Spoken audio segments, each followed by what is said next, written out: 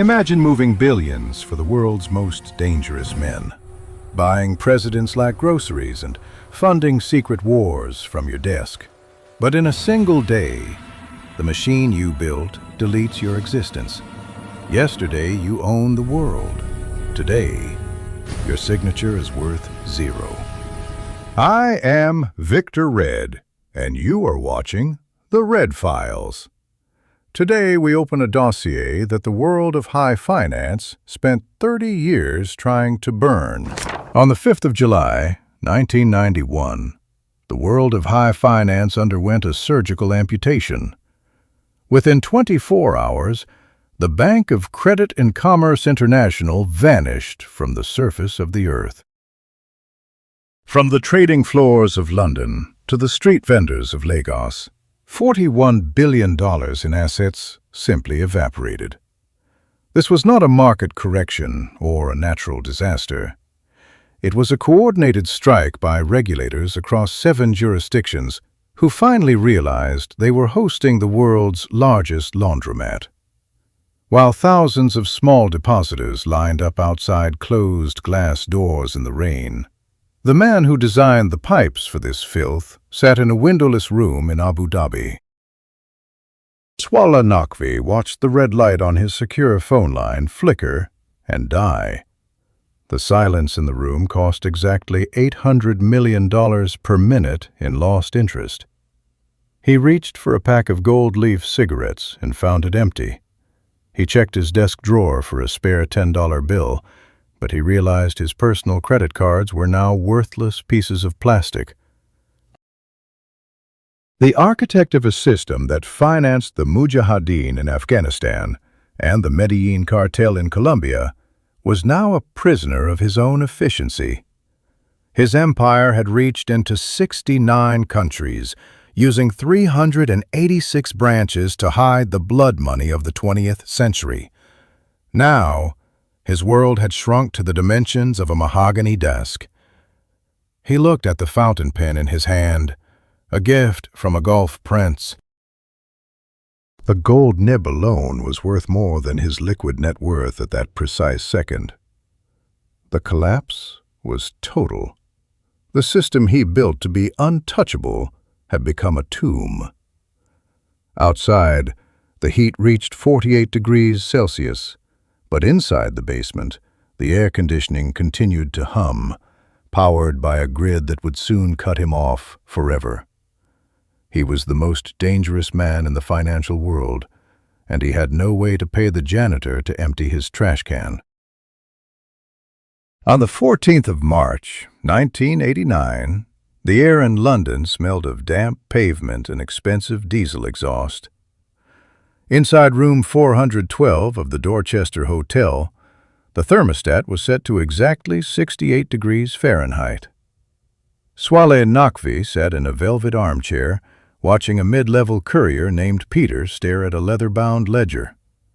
The ledger contained a $300 million hole that did not exist on paper an hour ago. Peter's hand hovered over the signature line, his fountain pen leaking a small blue stain onto the white page.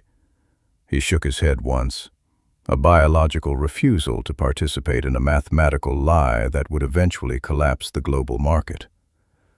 Naqvi did not offer a bribe, and he did not raise his voice to persuade the man. He reached for the solid brass ashtray on the side table, an object weighing exactly 4 pounds of polished metal. The first blow struck Peter's left temple with the dull thud of a mallet hitting a side of raw beef. A fine mist of copper-smelling fluid sprayed across the white Egyptian cotton sheets and the cream-colored silk wallpaper in a frantic, uneven arc. Peter's glasses fell to the floor, one lens cracking into a perfect spiderweb pattern. Naqvi watched the man's legs twitch twice, a final discharge of involuntary nervous energy, before the body became an inert mass of 200 pounds of cooling meat.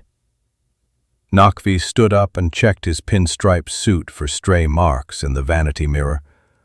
He found a single crimson drop on his left cuff and blotted it with a white silk handkerchief until the fabric was clean. He did not check Peter's pulse because the survival of the individual was irrelevant to the survival of the institution. He checked the ledger instead, ensuring the blood had not obscured the account numbers or the routing codes. He spent the next 62 minutes processing the scene with the calculated movements of a high-end watchmaker. He pulled 2 heavy-duty black polyethylene trash bags from his briefcase, sliding the body inside and sealing the plastic with reinforced tape to prevent any leakage onto the hotel's expensive Wilton carpet. He used the hotel's complimentary bottled water and a hand towel to scrub the mahogany table, ensuring no organic residue remained to be found by the morning maid. Once the room was restored to its sterile, impersonal state, Naqvi did not call an emergency number or seek legal counsel. He picked up the heavy rotary phone and dialed a secure line to a clearinghouse in Luxembourg. He spoke in a flat, monotone voice, confirming the immediate release of a $300 million wire transfer to a shell company registered in the Cayman Islands. By the time the sun began to rise over the Thames, the money had already moved through 4 different jurisdictions and 3 different currencies. The man who refused to sign the audit had been successfully reduced to a line item under miscellaneous operational expenses, and the bank's balance sheet remained perfectly, artificially balanced. In 1958, a junior clerk in Karachi discovered that a perfect understanding of compound interest was secondary to the shape of one's vowels. Swaleh Naqvi spent 7 years watching British colonial leftovers in linen suits treat his intelligence as a clerical convenience. Every condescending nod and every ignored memo became a brick in the foundation of the Bank of Credit and Commerce International. This was never a pursuit of shareholder value or fiscal stability. It was a cold, multi-decade campaign of psychological warfare against a Western banking establishment that viewed the global South as a mere collection of resource-rich colonies. By 1975, Naqvi stopped trying to mimic the manners of the elite and began exploiting their greed instead. He realized that the same men who sneered at his accent would crawl through broken glass for a 5% increase in their offshore yields. He built a system that operated in the cracks between jurisdictions, a stateless financial ghost that served the people the World Bank pretended did not exist.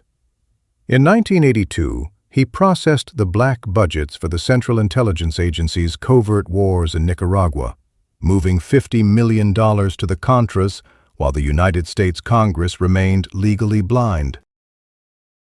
He facilitated the movement of $3 billion for the Medellin Cartel, turning white powder into digital ones and zeros that reappeared as legitimate real estate in Miami. Every suitcase of cash delivered to a presidential palace in Africa or South America was a personal victory over the men who once made him wait in the hallway. He watched through the one-way glass of his shadow empire as the most powerful men in Washington and London became dependent on his ability to hide their filth. One afternoon in 1984, he forced the president of a sovereign nation to wait in his lobby for 4 hours while he finished a game of solitaire. He did not seek a seat at the board meetings of the International Monetary Fund. He wanted to ensure that those meetings could not happen without his permission. He turned the global financial ledger into a map of human hypocrisy. When a rebel group needed 10,000 assault rifles, Naqvi provided the credit line. His motivation was not wealth, but the visceral satisfaction of holding the leashes of the men who once refused to learn his name. Every falsified audit and every hidden account was a calculated strike against a world order that mistook his silence for subservience. By 1988, He controlled assets in 73 countries, and his personal revenge had become the engine of global instability. In the marble corridors of Washington on the 15th of July, 1991, the primary sound was the rhythmic hum of industrial-grade paper shredders. Senior aides in $6,000 suits worked in 18-hour shifts, feeding decades of correspondence into steel teeth that turned incriminating evidence into confetti. In a private study near Capitol Hill, a senator poured 2 fingers of 25-year-old single malt scotch while watching the orange flames in his fireplace consume a thick file labeled Operation Cyclone. The smoke rising from the chimney was the only public record of a billion-dollar partnership between the United States government and the world's most dangerous bank. These men were not concerned with justice. They were concerned with the forensic trail of their own signatures. While they scrubbed their digital footprints and burned their call logs, 5,000 miles to the east, the environment was less refined. In a 6-by-9-foot concrete cell in Rawalpindi, Swaleh Naqvi sat on a floor that vibrated with the distant thunder of the monsoon. The air inside the prison was a thick, stagnant soup of unwashed bodies and the sulfuric stench of an open sewer pipe that leaked just beyond the iron bars. Naqvi did not have a mahogany desk or a fountain pen anymore. He held a plastic spoon, its handle sharpened against the floor until it was a jagged needle. With the slow, deliberate focus of a man calculating a complex interest rate, he scratched a 16-digit Swiss bank account number into the lime green paint peeling from the wall. A large brown cockroach, attracted by the salt on his skin, crawled slowly over his bare, calloused right foot. Naqvi did not flinch or move to crush it. He simply watched the insect, recognizing the same survival instinct that had allowed him to build a shadow empire from nothing. In Washington, the elite discussed national security risks to justify their panic, but in the cell, the risk was much simpler: the heat, the infection, and the silence. The men in the silk suits were erasing the past to protect their futures, while Naqvi was carving the past into stone to ensure he would not be forgotten before the system decided to terminate him.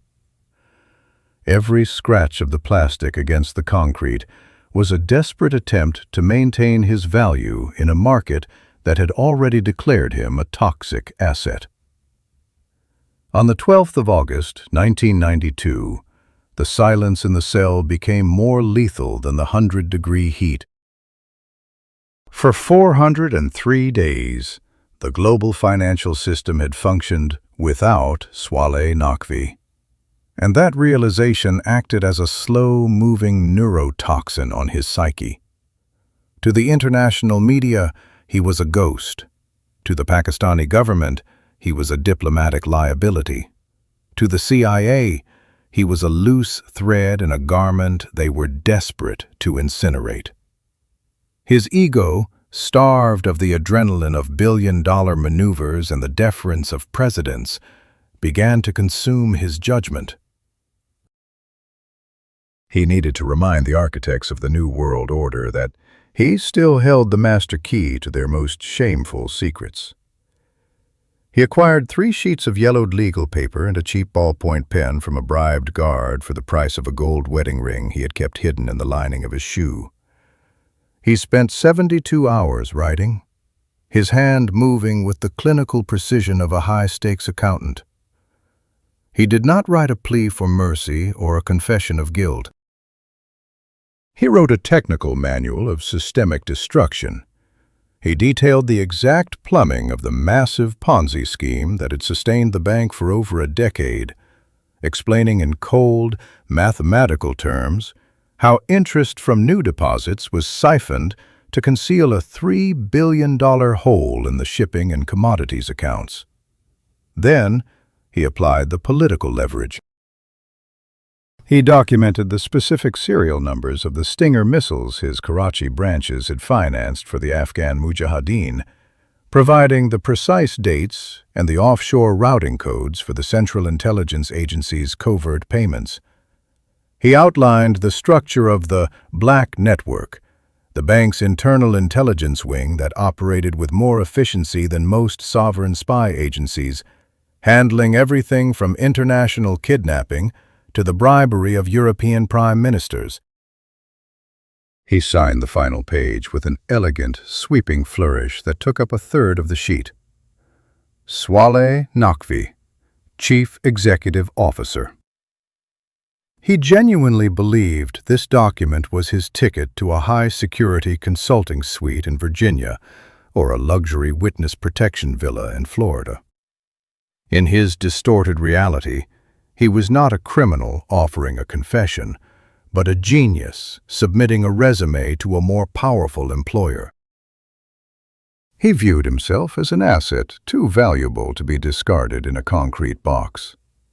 He folded the paper into a small, tight square and pressed it into the sweaty palm of a guard on the morning of the 15th of August, 1992.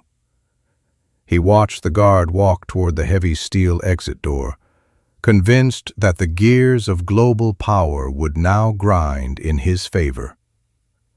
He sat back on his thin, lice-infested mat and felt a surge of professional pride.